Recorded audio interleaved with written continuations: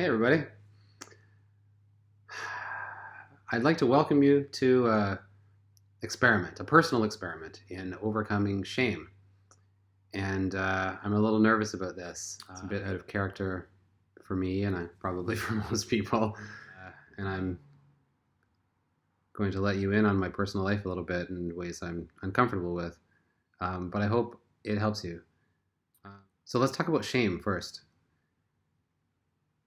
Many people, I think most of us, struggle to some degree with shame.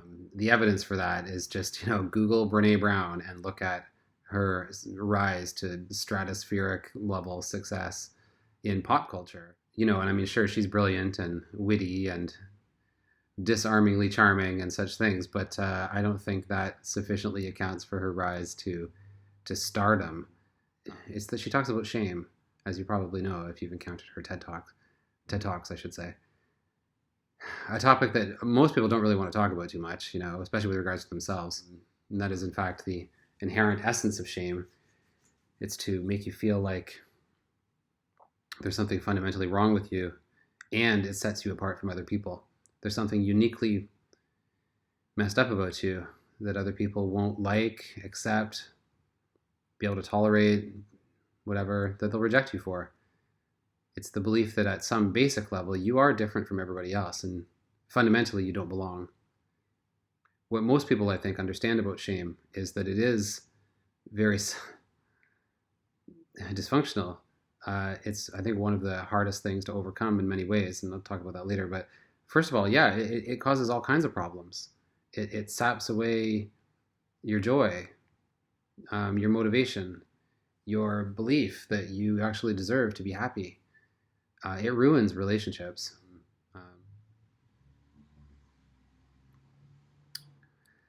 I could speak to that from personal experience. It's hard on your health. It's hard on your success and career advancement. It's hard on your friendship network. It's hard.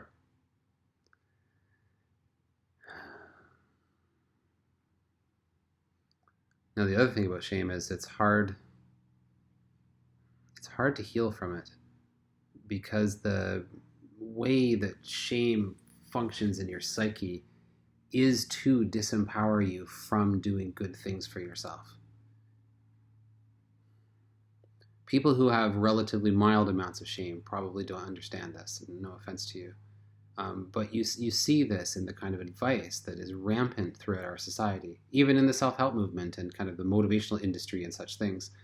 And definitely from your average person that you talk to about the shit that you're going through. When people see a dysfunctional behavior pattern, they want to explain to you how this isn't good, or, let's say if it manifests as, you avoiding things, or jealousy, or, comparing yourself to other people, or something like that. Like there's different ways that shame manifests. And once those manifestations become apparent, say in a relationship, people's general response is something like, well, just let it go. Like, just give up those beliefs. Don't you understand how those beliefs are dysfunctional? You have to practice positive thinking. You have to practice self-affirmations. You should meditate. You should exercise. You should eat better. You should practice gratitude. You should, etc. I have taught well-being courses for close to 2 decades. And I'm extremely well aware of the research and the general practice and the beliefs that are out there in the population on how people should heal and thrive and grow and, live your best life and all these kinds of things. And the thing is, a lot of the advice, although certainly well-meaning on the part of people, I assume, is misguided at best and counterproductive at worst. Most people's advice, let me clarify that. What I mean by that is, if you, again, getting back to shame, if you have relatively mild, normal levels of shame, which I think virtually everybody does, like everybody has a little bit of shame in them for different dimensions of their being that they're not super happy about. then yeah, you can motivate yourself through the whole slew of practices that are out there. Just the other day, I spent about 5 hours watching a variety of different videos and reading some material from about, oh, I don't know, 7 or 8 different behavior change guru type people. I'd encountered their ideas before, but I was skimming them for the specific purpose of seeing the commonalities. And I found that, yeah, virtually every system follows most of the same key ingredients. And virtually every system is not going to work for someone who has more than your average level, significantly more than your average level of shame.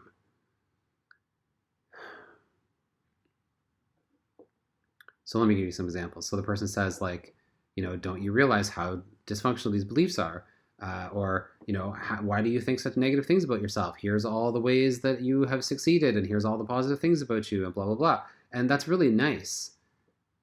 But the shame person deep down inside, right, that little shame monster, what it hears is, don't you realize how stupid you're being? Don't you realize how easy it is to change this? Don't you realize that you can just let go of these things? Why don't you practice this, practice that, practice this, practice that? I did these things and look at me, I'm all happy now, blah, blah, blah. The little shame monster in you hears, what the fuck is wrong with you? Which is exactly why that little shame monster is there in the first place. Because almost certainly they heard, especially if this is a really strong monster, like if this is like a big, big shame case, I don't know. What they heard almost certainly, many times as they grew up, is, what is wrong with you? Why can't you, da, da, da. So when you tell them, look on the bright side, practice gratitude, meditate, practice mindfulness, exercise, go to therapy, do a gratitude journal, just let go of those toxic beliefs. Don't you understand that these things are harming you, etc. What you are doing, even though you're not intending to, you're intending to be well-meaning, but what you're actually doing is reinforcing their shame. You are shaming someone who is a freaking expert at shaming themselves. It doesn't work.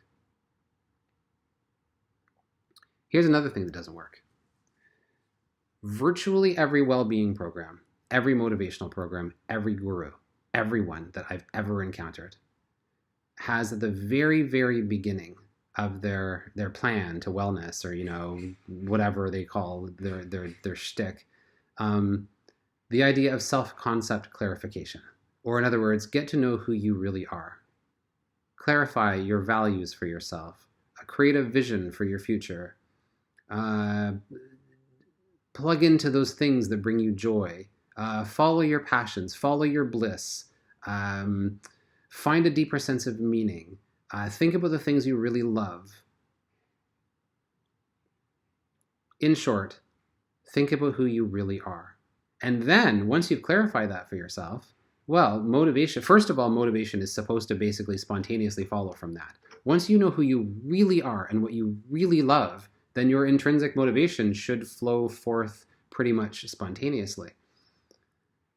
Which again, is true in general and false when it comes to the experience of severe shame. Similarly, this whole approach is based on the implicit assumption that you have an authentic self-concept, that there is a little self in you somewhere in there that has its own authenticity. This way of thinking is based fundamentally on a misunderstanding of the self. It asks you to go inside and find out who you really are, as though there really is a self in there. This is problematic for 2 reasons. One, there is no self in there, but I think we'll let that go for now because that's kind of a deep point. But anyways, number 2, and much more relevant to shame, the kind of self-concept that a deeply shame-ridden person has is not their own. It's not their own. They haven't had their own self-concept for pretty much their entire life. So when you ask them to go inside and find out who they really are, you might as well be asking them to swim to the bottom of the ocean and see what they find down there. They can't do it. The thing you're asking them to do is virtually impossible. And when you add to it, find the things that bring you passion, joy, love, bliss, zest, etc. Most of the things that bring a deeply shame-ridden person positive feelings over the course of their lives are probably not healthy.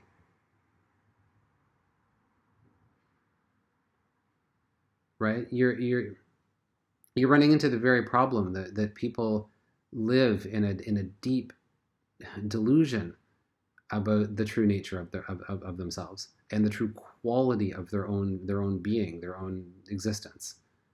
They believe that they are shit, and their experience of life has very often been joyless, or the joy that they have thought they experienced was a joy by proxy. It was actually a feeling of attachment, because deeply shame-ridden people are so good at hooking their self-concept up to the people that they're around them. They get addicted to relationship partners and enmeshed in relationships to the point that they lose themselves.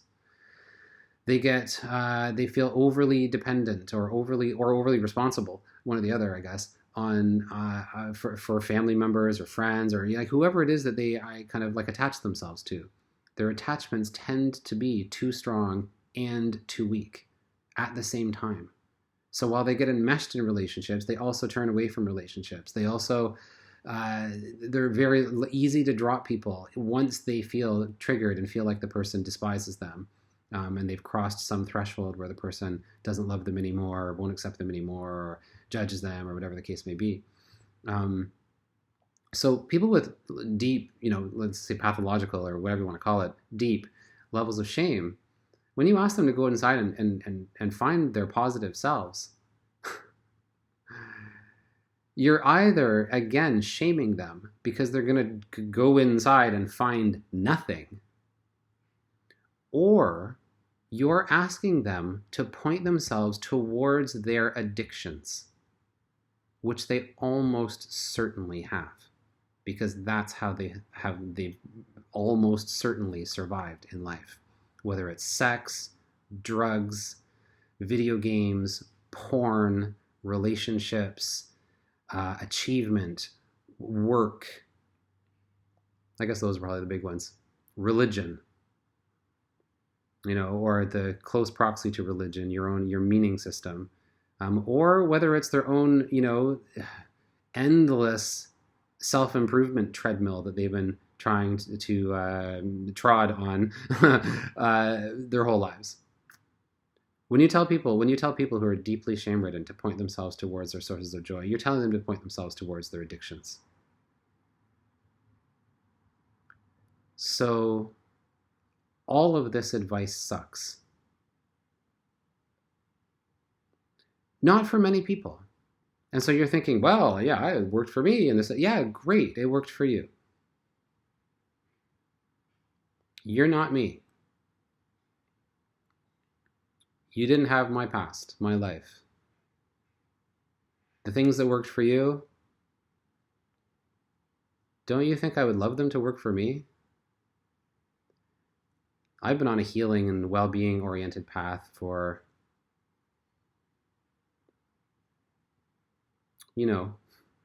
off and on with some avoidance and ambivalence about it, but about 2.5 decades.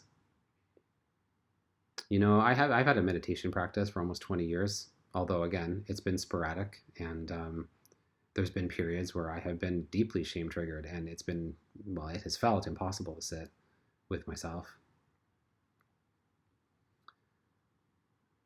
I've kept journals. I've gone to therapists. I think I'm on my 9th. Done workbooks, workshops, courses.